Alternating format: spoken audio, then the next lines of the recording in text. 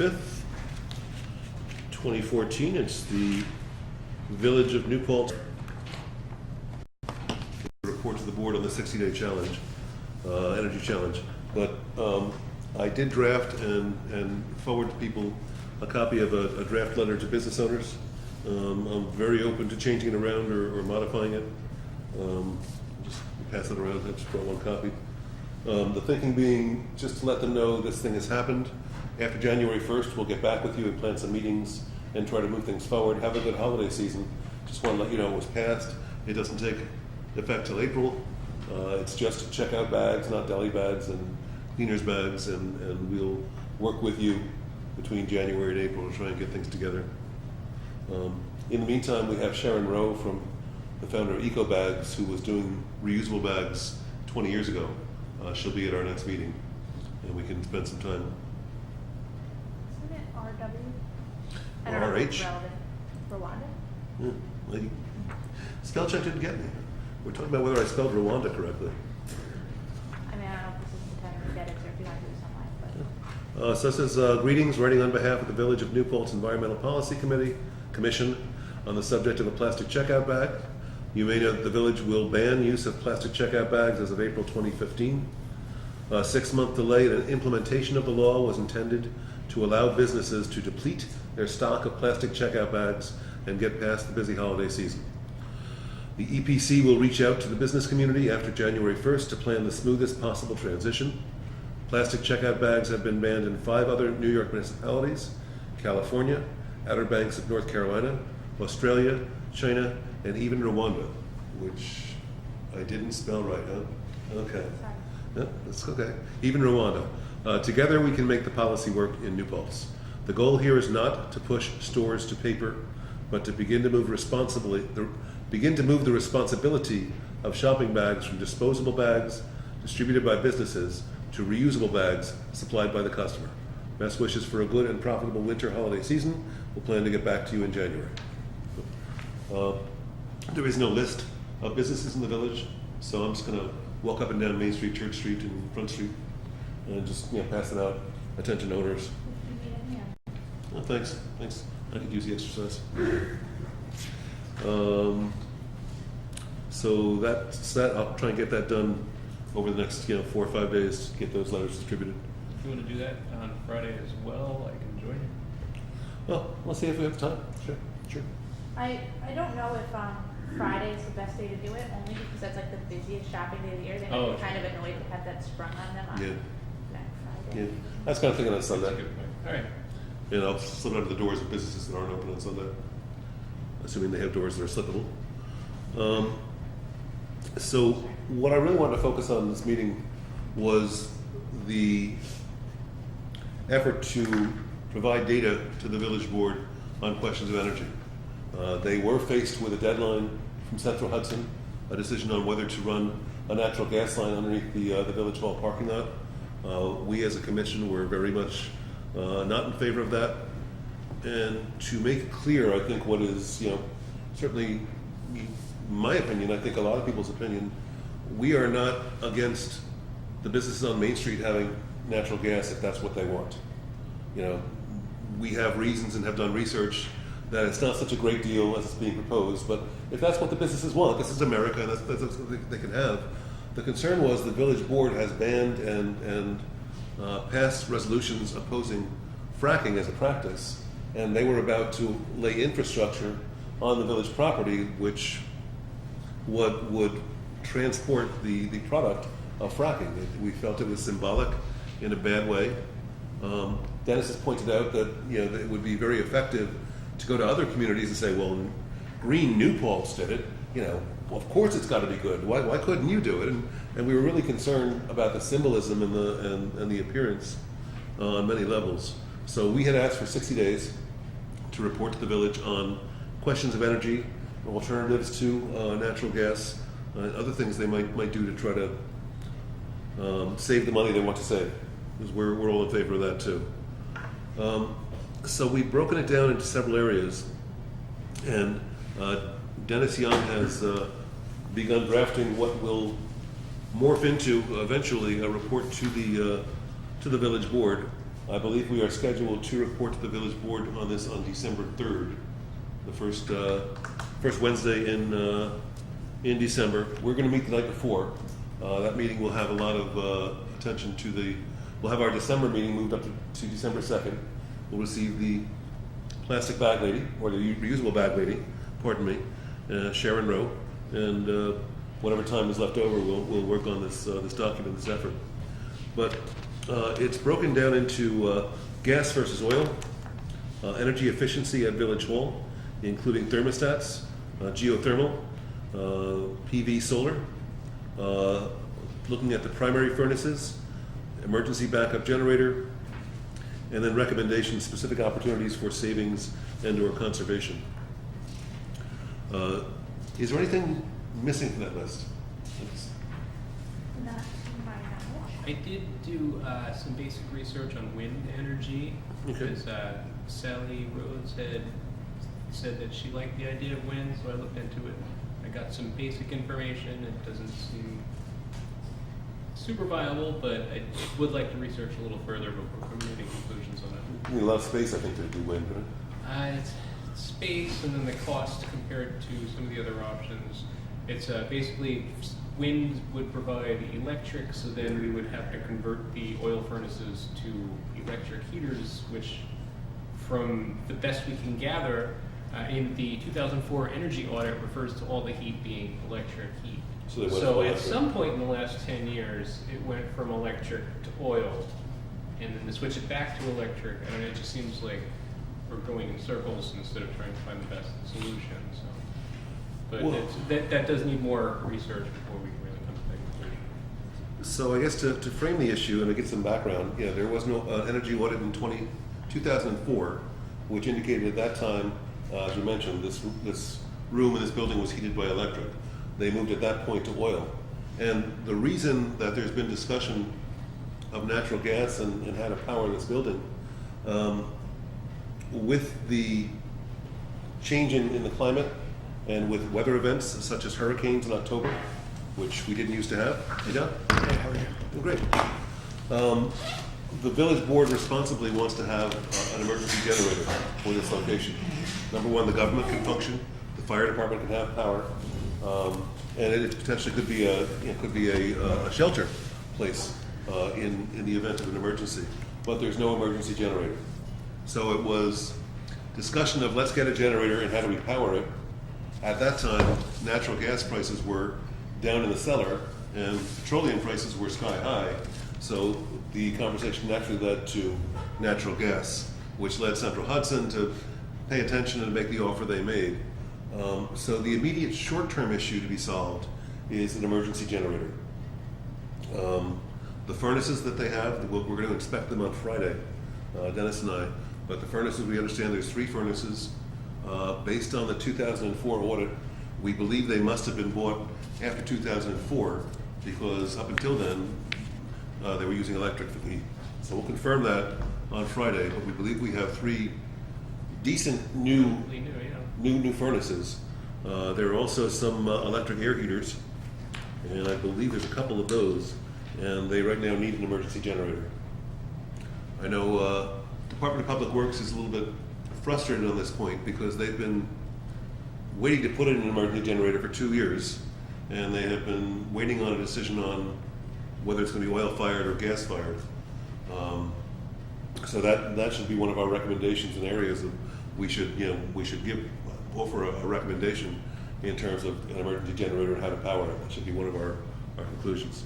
And that was one of the things that I put in here as far as the emergency generators. We kind of need to know what their needs are from an emergency generator, 1, and 2, because it would only be used in emergency situations, it's not like it's powering the heat for the building every single day.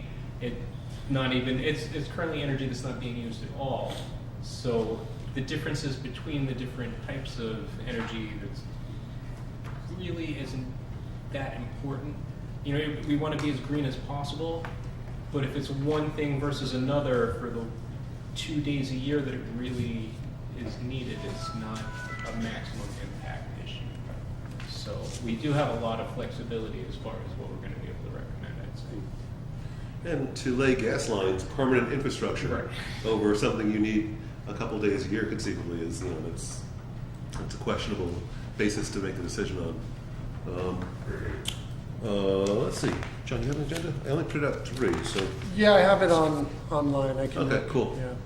So before getting the emails from Joanna and you, pardon me, today, Dennis had already started putting together something in a slightly different format. Great. We have a lot more information from you and from Joanna, so we were planning already to get together on Friday, he and I, and wordsmith and edit.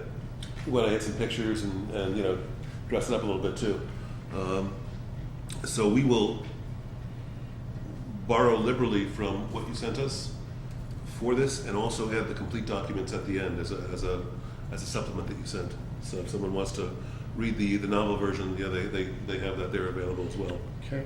I'm going to give you an edited version on Monday.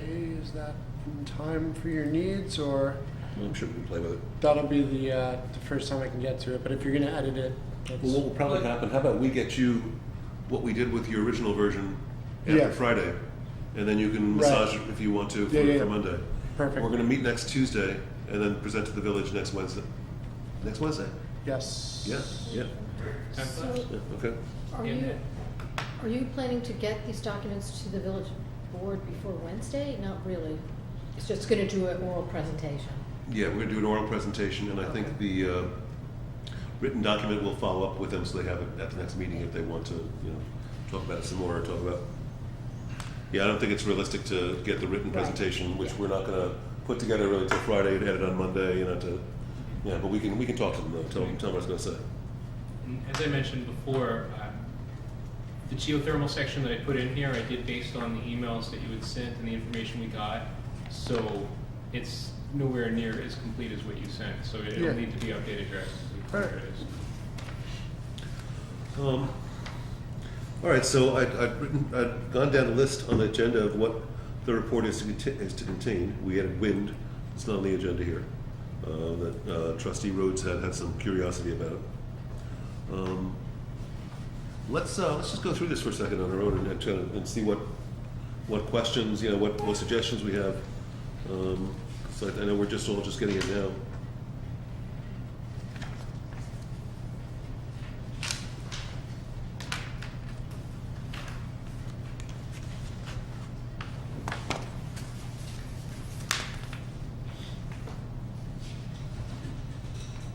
John, do you want me to go through and kind of speak to it? Sure, as we go Sure, through? yeah. Just to make a little bit more compelling television while sitting around there. We can dance. You can dance. I really can't. I really can't. All right. Well, it starts off, I wanted to present a well-rounded, thought-out, concise argument. So I start out with the case for converting to natural gas. I wasn't able to come up with too much to put into this section. I asked Mayor West for information. He really based it off a cost basis. But really, it produces less carbon dioxide than the current oil-fired furnace. The electric heaters, I'd like to speak to Jason about the source of the electric, whether it's naturally sourced electric or not. Because if it's not, then it's going to be from coal plants, and it's also cleaner than the coal.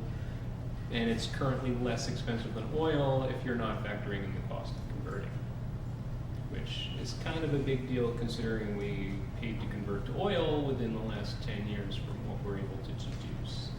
So, then we go to the case against converting to natural gas, which is a little bit longer. But to provide the supplies necessary to meet growth in natural gas consumption and the rise in exports, natural gas producers are going to move into areas where recovery of natural gas is more difficult and expensive, which is going to lead to pricing increases. Prices are expected to rise for natural gas by an average of 3.7% per year. And the growth in demand for natural gas is going to result in upward pressure on prices, particularly in the 2015 to the 2018 period. So for the next 4 years. And the shale gas share of the U.S. gas production is going to go from 40% in 2012 to 53% by the time we get to 2040. So right there, and this is from the U.S. Energy Administration's footnotes. I annual have the energy sources, outlook. yeah. Like I said, I wanted to be thorough. I wanted to document where I was getting my information from. some of the information that we received from Central Hudson did not seem very accurate. So I wanted to not be what I'm being critical of. So that's from the U.S. Energy Information Administration's Annual Energy Outlook for 2014. Okay, and the Environmental Protection Agency says that methane is the primary component of natural gas. So methane is emitted to the atmosphere during the production, processing, storage, transmission, and distribution of natural gas, and that methane is the second most prevalent greenhouse gas emitted in the U.S. from human activities. They go on to say that methane's lifetime in the atmosphere is much shorter than carbon dioxide, but it's much more efficient at trapping radiation than carbon dioxide, and pound for pound, the comparative impact of methane on climate change is over 20 times greater than carbon dioxide over a 100-year period. So the statements of certain board members that it's cleaner than oil when it's burning, yes, but the whole production and transportation process is kind of mitigates that. So go to the next page. Central Hudson, we've received the proposals that Central Hudson sent, and based on the cost savings that they were representing, were all based on close to 9,000 gallons of oil used on a yearly basis, which is drastically exaggerated from the last 2 years where we used 6,550 gallons and 6,054 gallons. And the effect that the extra gallons that are being used, when there's a profit margin to be made on each gallon and you increase it by 25%, that really drastically increases the amount of money that you're going to save by converting to gas when you look at the numbers that they say we're going to convert, that we're going to save. So this one's chart at the bottom. It says $9,825 saved a year. Is that made by you or made by Central this Hudson? is actually off of Con Edison's website, and this is based off of the natural gas price from the past 12 months, which, one, the price is already higher than it was over the past 12 months. Two, it's going to continue going up. So this is really a best case scenario if the price stays at the average of the last year, which everything that we're hearing, it will not. Okay. And the cost of conversion was $68,000, $69,000. Yes. So $69,000 to convert something that's fully functioning to another heating system that's based on fossil fuels, that is based on the logic of a volatile price, is less than the other volatile price. So, and when you get to the next page, you can kind of see the courtesy of the U.S. Department of Energy, where the natural gas spot price goes, and it's all over the place. And one thing that I was able to pull from the NYSERDA energy audit that was done in January of 2004 was they did not believe it would be cost effective to convert the boilers to gas based on the price of gas. If you look at the price of gas in January of 2004, it's actually the same price that it was in February of 2014. And it's the average of 2014, I don't want to misrepresent things here, was lower than that. But it just shows the price spikes up, it goes down, and if it's expected to keep going back up, and I sort of didn't think it made sense in 2004. They did say to keep an eye on gas prices, they might be lower. It seems 3 years ago it might have made much more sense to do this based on price than it does now, because the prices are going back up. So Well, if we had done it based on price at that time, the price is right. not up. Well, because they said, they did go on to say from there, if the price goes down, it might make sense, monitor it and keep track of it, and we missed kind of the window on that, if it's going to be based on price. I've also heard that natural gas can now be liquefied and therefore can be exported.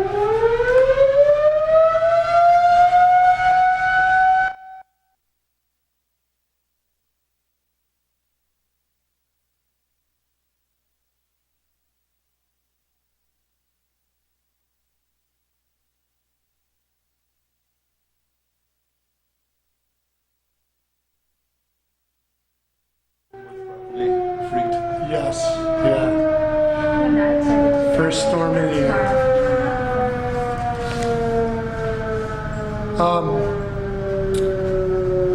So it can be liquefied now, and therefore it can be exported, and so it becomes something more of a commodity that we would be shipping overseas. That affects the price. I also heard T. Boone Pickens on the radio, who's made his fortune from gas, and he was saying that if the costs remain low, the people that go in and frack it will create less wells. They won't go out and build more wells. They won't increase the supply until the price goes up accordingly. And so when you think about just the industry indicators of what's happening within the industry, it doesn't seem like the price will be going any lower. It seems like everything's pointed up in the other direction. And the wells don't last forever. You know, they have to keep drilling at the pace they're drilling now to maintain those economics. And before the meeting, you know, you call it the low-hanging fruit. What they've been doing so far is stuff easy to get to. It gets Right. harder and harder, which makes it more expensive. And yeah, And as it gets harder, the more environmental impact it has to pull it out. Yeah. Dangerous the jobs are. but if you've run all this infrastructure all over the U.S. and everyone's using natural gas, you got to get it out. Yeah. It's They're dependent. yeah. Okay. You were saying? So that pretty much sums that up. And then we move into geothermal, which, like I said, this was before John got this section of the report out. So this was really based on, please correct me if I'm wrong in any of this as well. But this is the only potential option that I saw that could potentially achieve the goal of zero net energy. And it's significantly less carbon dioxide emissions compared to the alternative options. But I say potentially achieve the goal of zero net energy because from everything that I saw that you sent us, it really, the desired results hinge upon the building being designed for maximum operational efficiency, and these buildings were not. So, and when they're not, and you're leaking energy, then your electric bills are gonna kind of go through the roof, and it's really a dangerous situation that we put ourselves into, so. You know, am I paraphrasing correctly here? Absolutely, yeah.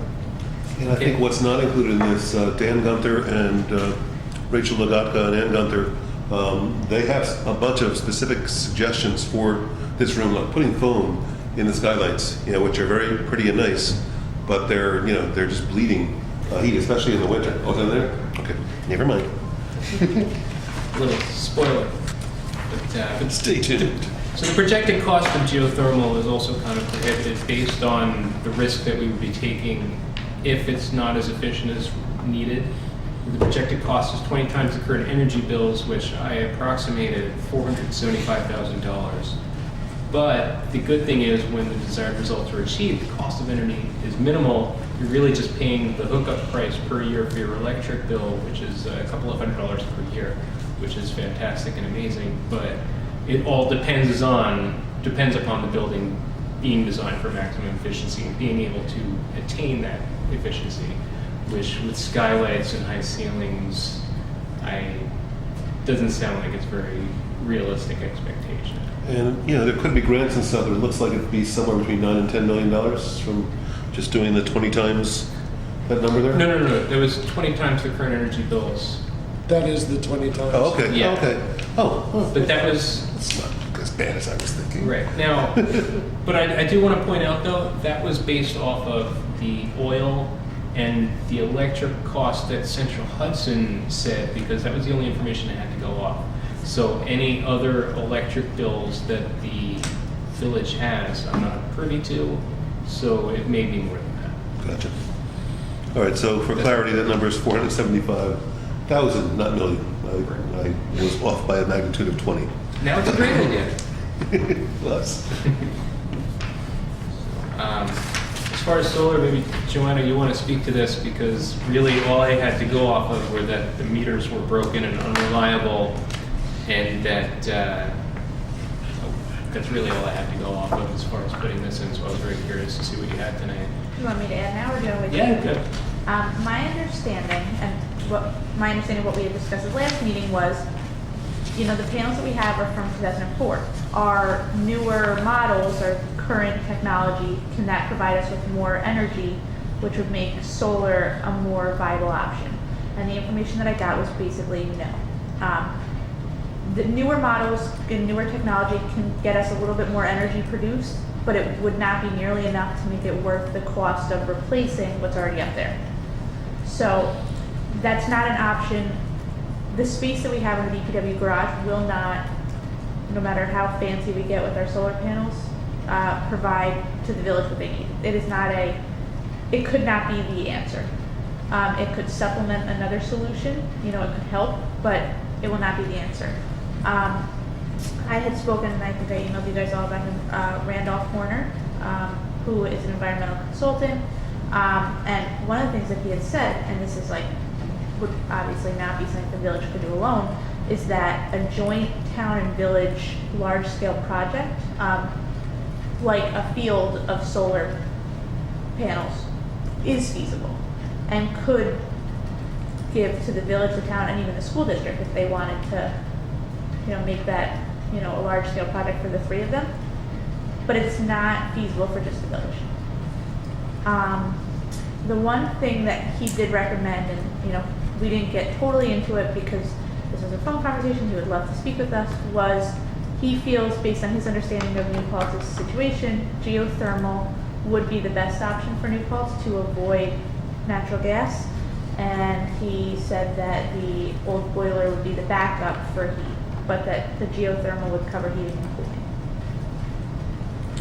Well, and I recall from when the solar panels were originally installed, they face the wrong way. They're not the most efficient. The roof is just not facing the most optimal way, but it was done as a pilot program and a showcase. Right. But it's rough to Not it's rough to make it work. Right. And it sounds like what the village has as far as area to put them, it's not like there's other options at this time.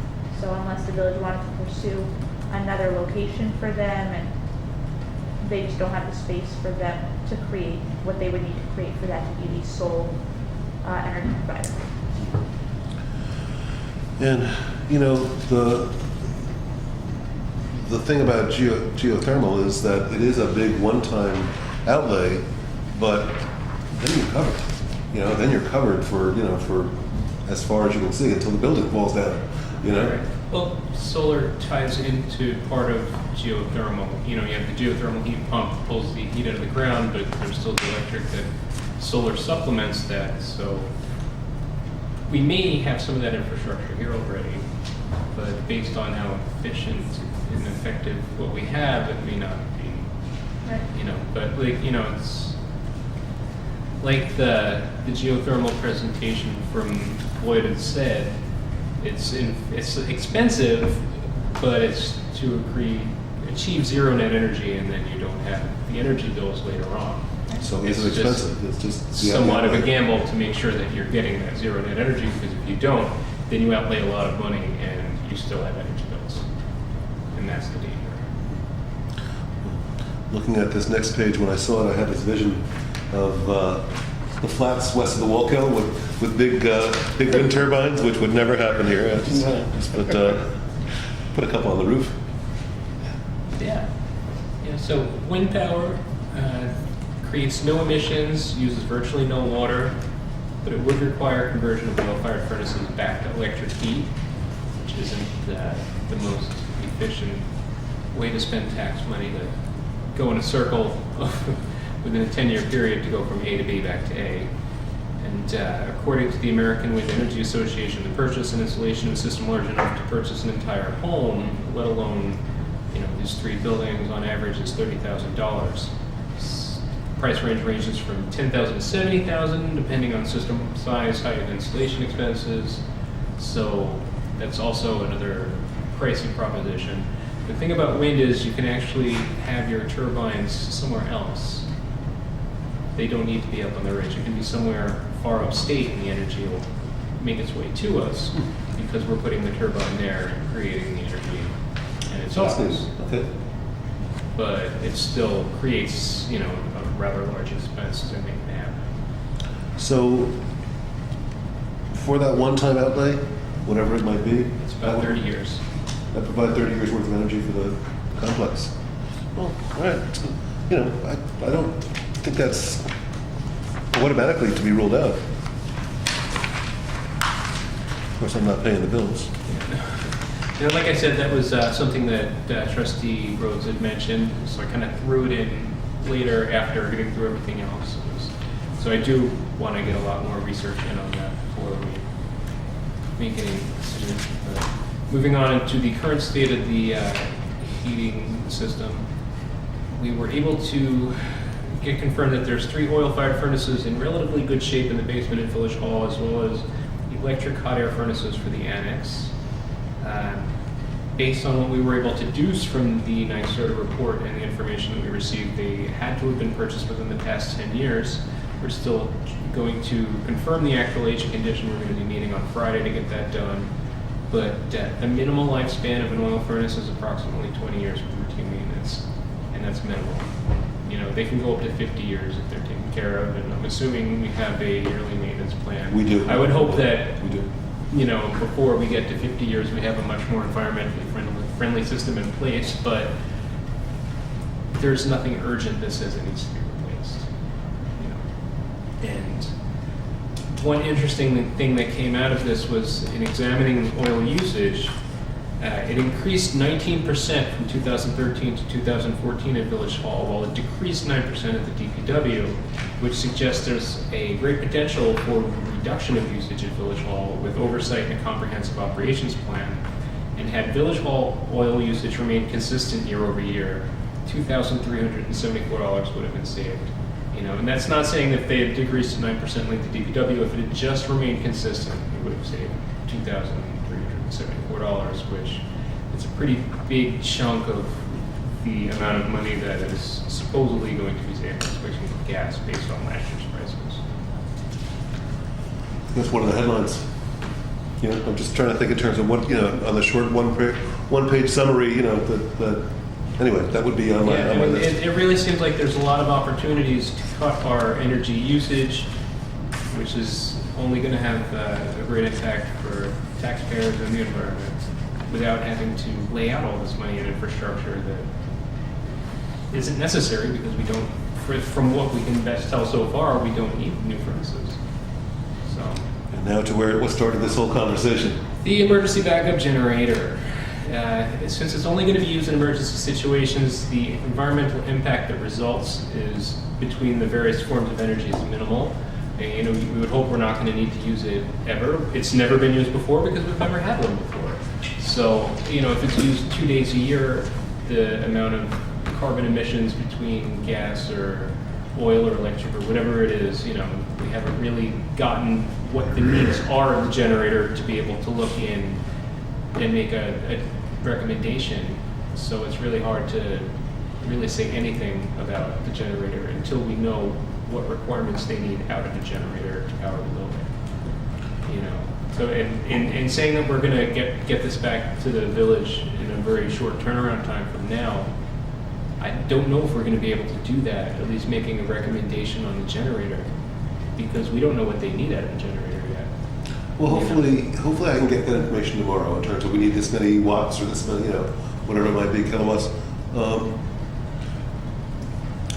And if they're going to power it by oil, we have that capacity now. If they want to power it by gas, it can be propane. There's lots of standalone propane generators out there. I looked online yesterday. I'm thinking as a baseline, could we look at the recent dramatic hurricane activity and see the amount of time that we were actually out of power as sort of this would be a time-based need for the backup generator. I mean, thinking of that as the most Predict the extreme weather. circumstance. Yeah, I think that was 4 days we lost power in the village, at least on my street. You know, I was good about that. figured, you know, that's a good baseline. That was the October hurricane, if I recall. Because I have a generator that works off of gasoline. Yeah. Yeah, there's plenty of options.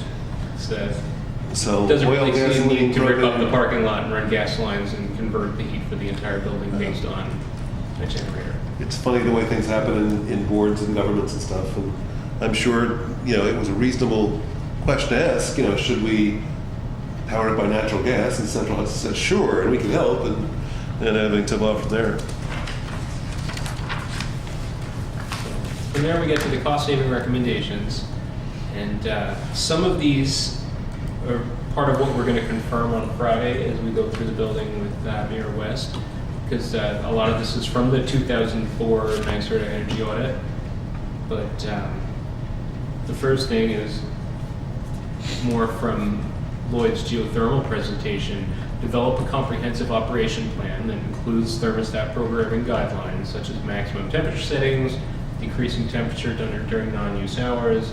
It seems like this room in particular, with its very high ceilings and very inefficient skylights, is heated all day long, all week long, and it's wasted energy that doesn't need to be spent.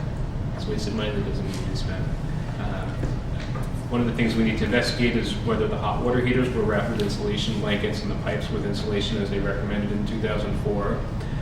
Insulating the skylights, as Don had mentioned earlier, with foam board insulation. Since we met last, there were 2 windows that are now shrink wrap sealed, so small progress. The thermostat was at 68. It was 68 Yes. degrees in here, now 77. So that's the first time that's happened. So that's good to see. NYSERDA had also recommended that they replace the storm windows on some of the older double-paned glass on the annex, so we'll have to investigate whether that was actually done. And they also recommended replacing the front door of the annex with high-efficiency insulated metal frame-type door. So I'm not sure if that's been done yet. We'll take a look at that. That way we can make sure we're recommending things that haven't been done yet. And one of the things that Rachel had emailed that she took from the Winterize event, I believe it was last week, was insulated curtains. I think she said there were Mylar curtains are actually more effective than shrink wrapping windows.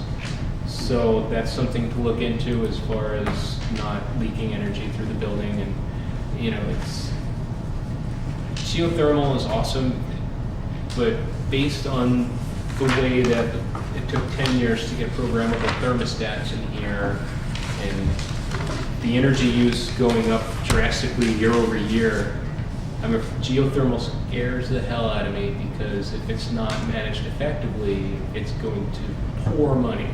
So I think one of the conclusions is that, you know, really there has to be the comprehensive plan is really the main driving point in recommendations as they go forward, that it has to be on everybody's radar. You know, the DPW has to be told what to do, and it has to be overseen, and it has to make sure that it happens. You know, the DPW in this town is fantastic. I love them. They do a great job. But if they're not told to do something, they're not just going to magically do it. So, you know, coming up with a plan and having guidelines in writing is the best way forward. Touching on that, Dennis, just based on the experience that they had in Rosendale with geothermal, where they do have a recreation center that is heated by geothermal. One of the things that they found was there would be these sort of temperature volatility, cold spots, and that kind of thing. And one of the measures that they took was sort of a staff education measure, and made a recommendation that the staff be educated, exactly as you said, aware of the issues, aware of the sensitive nature of that system specifically. But I think you make a very valid point that just making sure everyone's on the same page with whatever the energy plan moving forward is, I think, is a key component. Well, the difficulty is that boards turn over. You know, we had Mayor West in office. We had another mayor in office who had different values and priorities.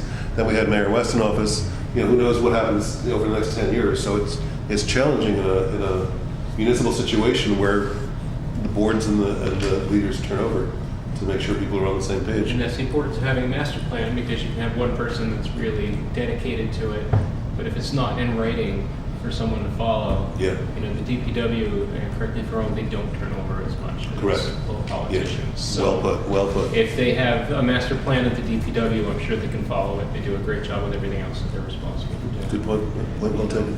And especially since it's not critical to switch over the heating systems at this time, we have the opportunity to really get it right first, and then explore switching to geothermal once we know that everything's under control, you know, potentially.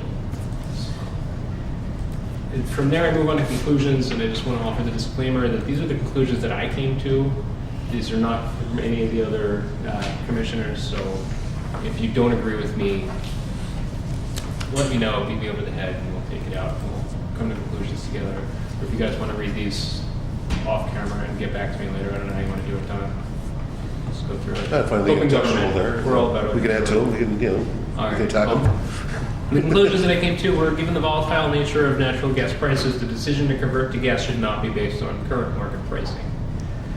The negative environmental impact that arises from the production of natural gas significantly lessens the benefits of burning cleaner than oil, and that investing in the conversion to natural gas when the current heating system is fully functioning only deepens the current cost commitment to fossil fuels, is doubling down on it actually.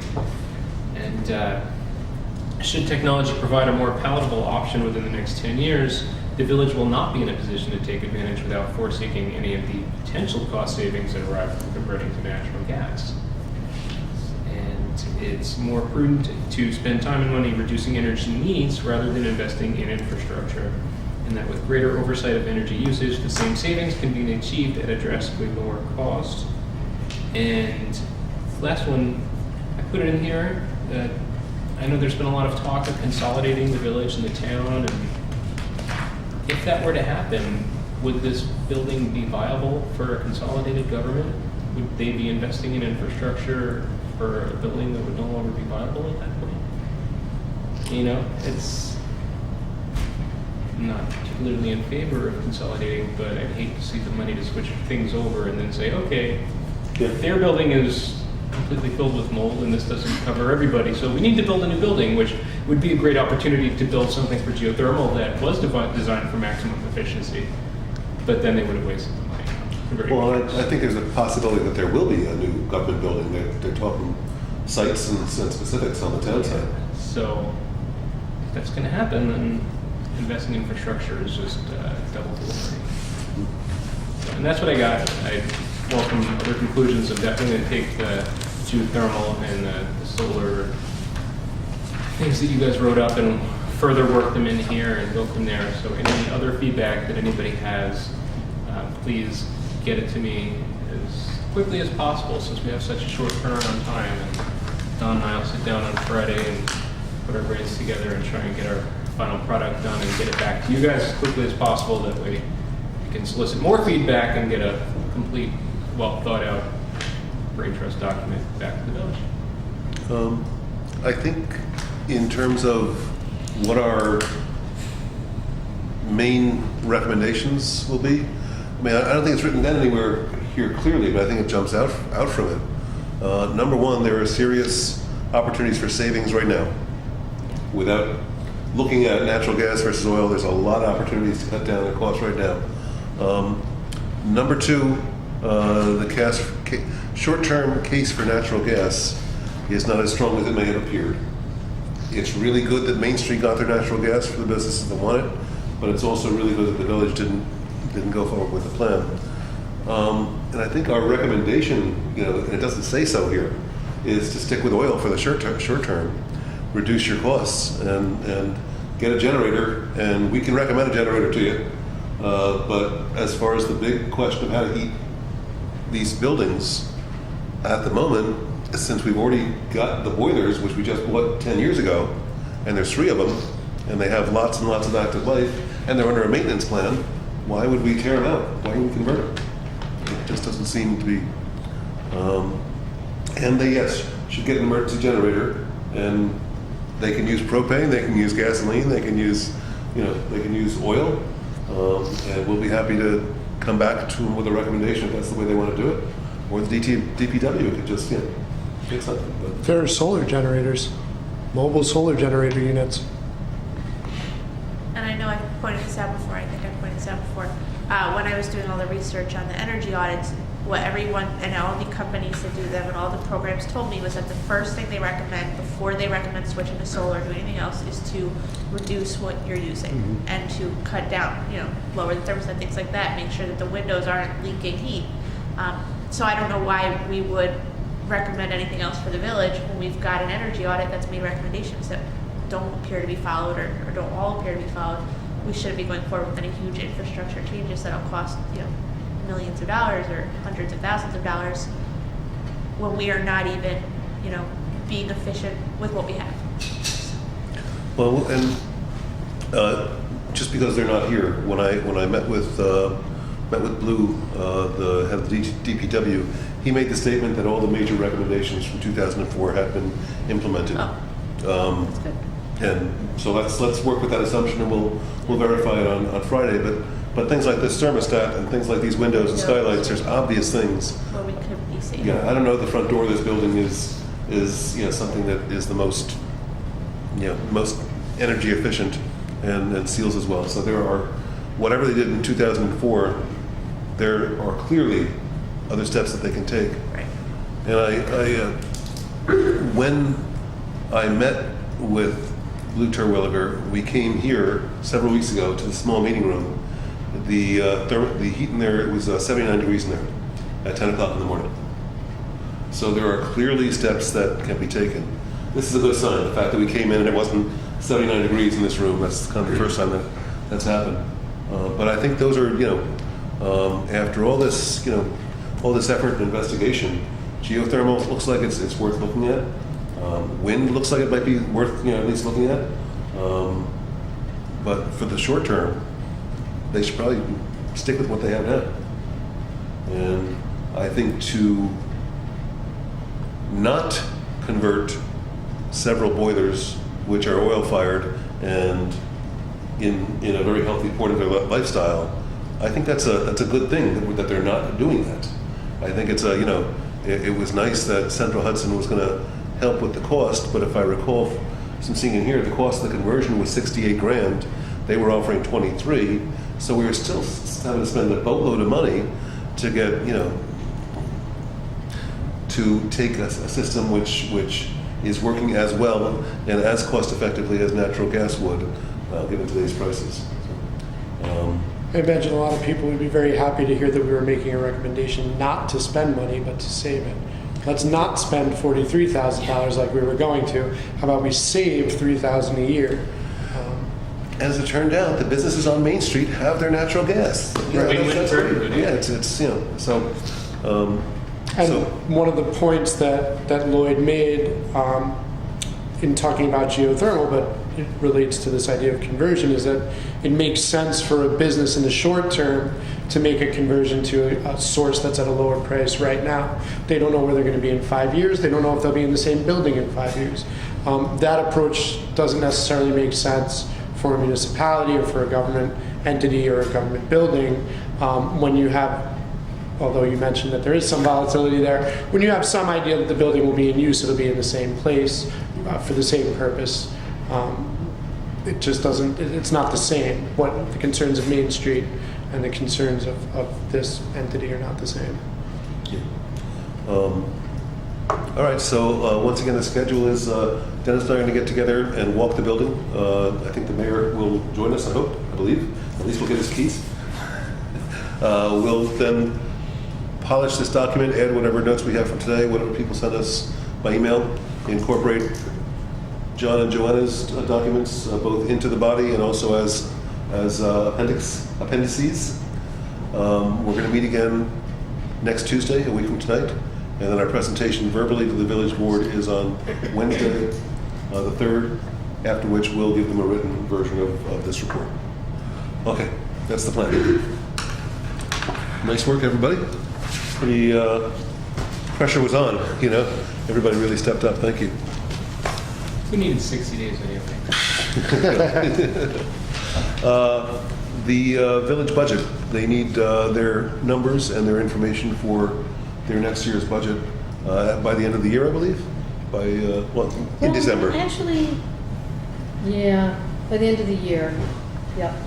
They sent me the worksheet, and this year's budget, actually, I see here has $350 allocated for training, supplies, miscellaneous. I don't know, I didn't know about that, but maybe you did. That could have been our business cards. I don't know. Okay, I wasn't specifically informed of that, but if someone wanted to go to a conference, or something along those lines. so I was a little confused by the dates in the law as far as these reports go, because December 31st seems so far away from the spring budget, but apparently they do need the information. They're going to ask everybody to get their their budget in by sometime in January. So we need to, by the end of December, we need to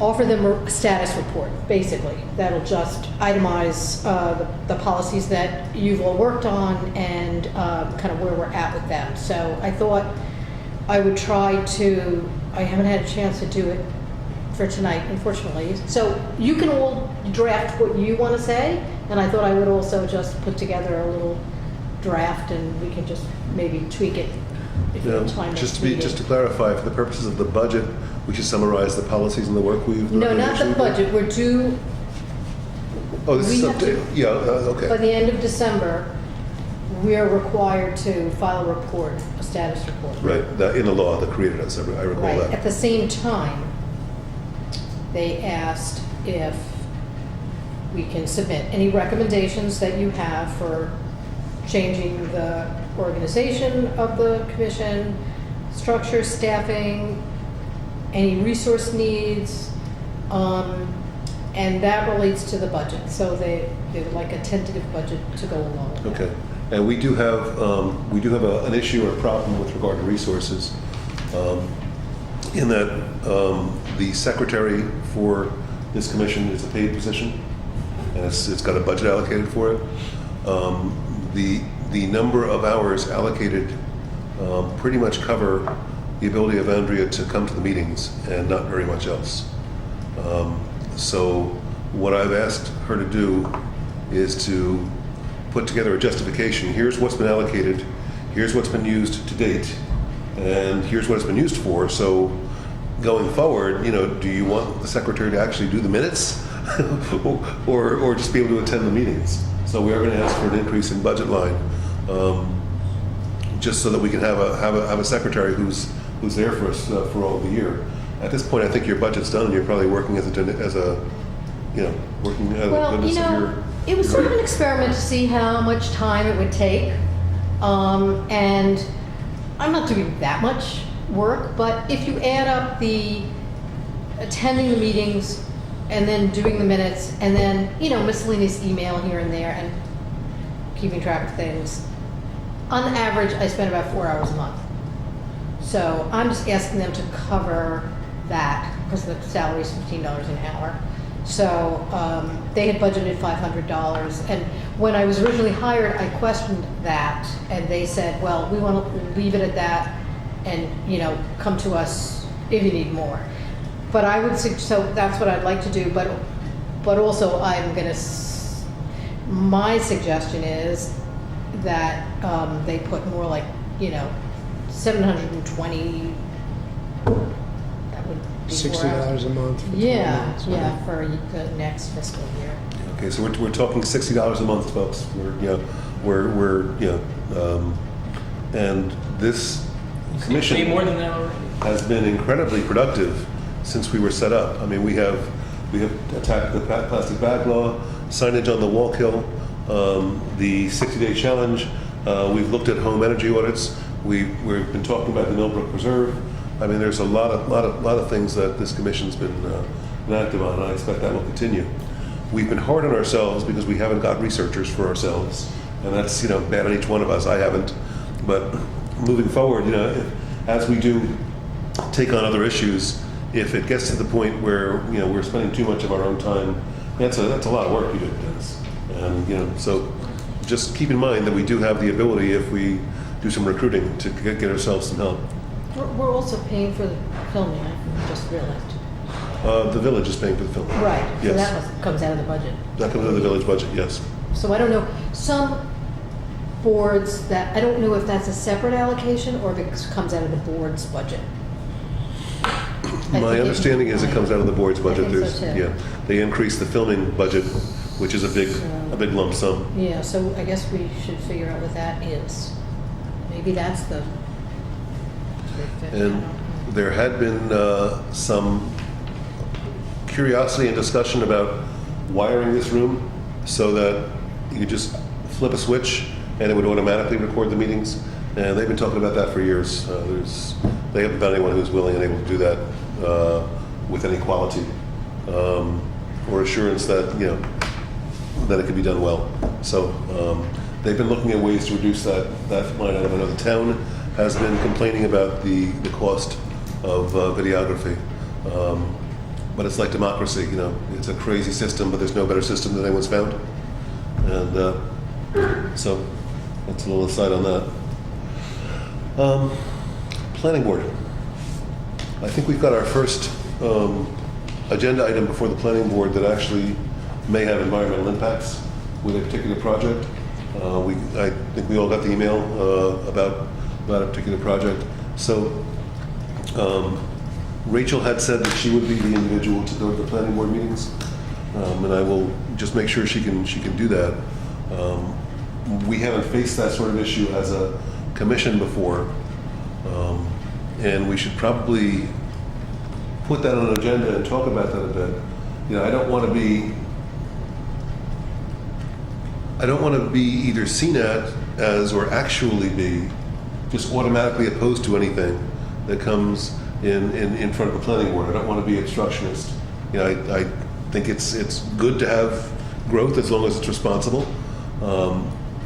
So I think it generically, outside of this village and this commission, it's easy for people who are environmentally oriented to fall into that practice. So I don't have anything specific I'm thinking about or talking about, but I think as we move forward, it's probably good to get a sense of I don't know. I guess I just don't want to fall into that trap. So I don't have any more articulate than that to express. I think it's more an issue of looking at something from a particular lens. In other words, the considerations of the planning board may not be the same considerations of an EPC. So we would be just looking at investigating from a different angle. Have you asked that, right? Which isn't necessarily obstructionist Yeah, okay. automatically. Well- What is coming up in front of the planning board? There's an additional building proposed for Mohawk? Pencil Hill. Okay, so it sounds like Rachel is who we're gonna be expecting to go to. I don't know if she's confirmed yet, but I can't Okay. because of the zoning board. I feel like that would be a conflict. Yeah, it would be. It would be. So, All right. So let's confirm that Rachel can make that. I would like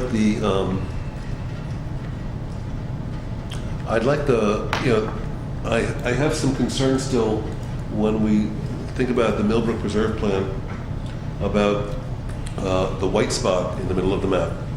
It's land that is to be developed, and I think everyone kind of expects that there will be development in that place. I don't know if you all know where Cooper Lane is, but the area behind that, which borders the preserve, is private land, and I think the owners eventually want to develop that. And my sense is that there's some general consensus on what's going to happen and how it's going to happen.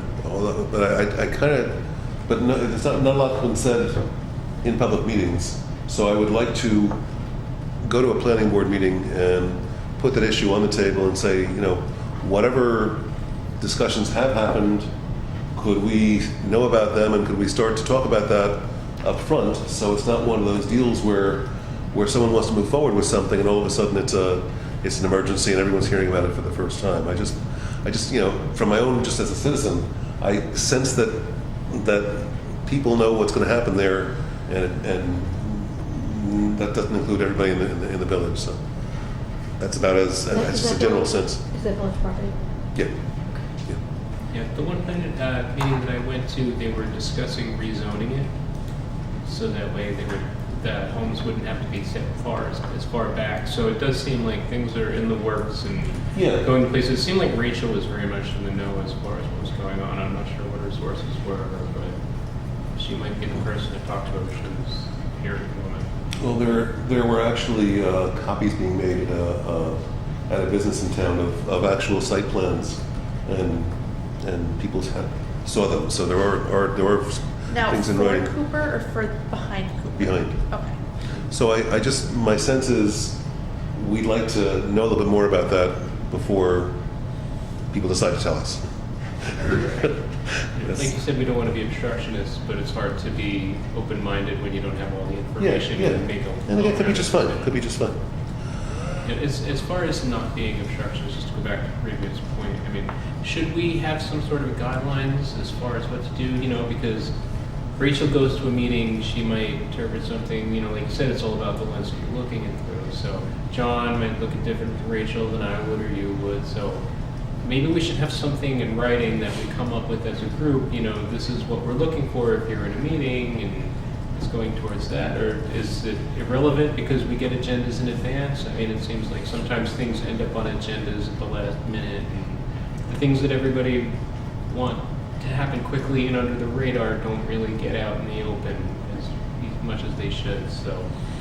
Well, I would imagine the best place to start on that is the law that created us, which asks us to go to the planning board. It probably says something more about that. Okay. I don't remember off the top of my head, but yeah. If that's not specific, we should have that as an agenda item and kind of hammer that out. And even if it is specific, we should review it as a group just to make sure we're all on the same page.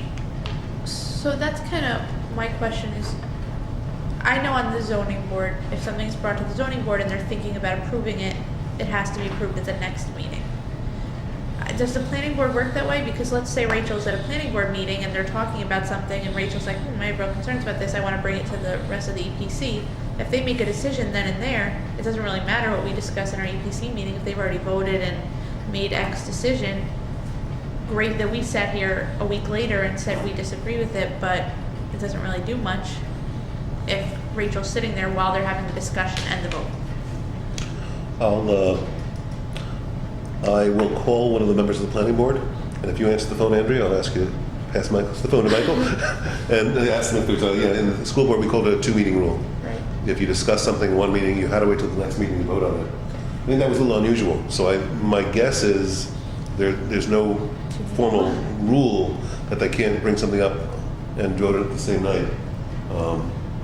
That might be a recommendation we might make to the village board or the planning board to say, put this in place. But I will ask the question and let you all know by email. I just want to make a suggestion.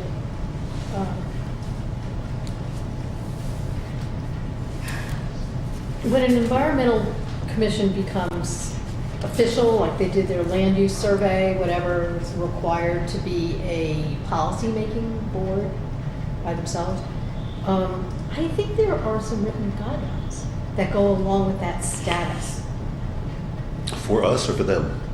For For an EPC or planning environmental, board? like in the, no, for us, for Mhm. you. Okay. I think that you move to another level and there are actual guidelines of how the planning board has to integrate you in their process. But anyway, Michael would probably know. Okay. And would this be at the village level, particular to the village, or generically, this is how commissions interact with planning boards? I don't I'm think not- it's a village only level. Okay, all right. I'll ask, okay. So I'll ask about the 2-meeting rule and protocols and SOPs, standard operating procedures, for planning board and EPC. Okay, that's homework. So my homework is that phone call to the planning board member to ask DPW tomorrow what the wattage or kilowatt requirements are for the emergency generator. I'll confirm that Rachel's going to be at the planning board meeting to deal with that issue. And we will put on the agenda, okay, I didn't know what that note meant, on the agenda in January for the EPC, zoning board, standard operating procedures and how we're going to, what our values are. Okay, got it, all right. We're going to have Anything- approximately 7 weeks in between meetings is that the effect of moving around? Yeah. So yeah, our meeting will be December 2nd, and the next meeting will be at the end of January. Yep. But we'll all have a nice Hanukkah and Christmas and New Year's. And with Hanukkah coming early and Christmas being what it is, it was rough to, it's Yeah. not- most of December is just kind of, it's kind of taken. Anything else? Also, you've probably all seen this, right? Like in Stop and Shop. The reusable Okay, plastic all of a bags. sudden, they have these heavy-duty plastic bags. And also, you may notice that on their carts, they have these, let me find the picture of it. They have these new advertising that says it can take up to 1,000 years to biodegrade, and they're pushing their reusable bags. I thought that was a God really bless them. good thing, but I Yeah. thought it was quite a coincidence. Yeah, I'm impressed interesting. that they're admitting how long it takes for a plastic bag to biodegrade. Because you hear everybody saying, "Oh, I'm recycling my plastic bags," which you're bringing it somewhere, but it's not as simple as, "Oh, you're just recycling it and it's all good and well." What I read in the paper, the president of their company is quite a fan of plastic bags. Yeah, that's what I've heard. Well, it's nice that they're making other options available to their Yeah. customers. Yes. We'll save some trees in the plastic forest. Okay, we'll see you next week. Great. Everybody have a great Thanksgiving. You too. You as well. And adjourned.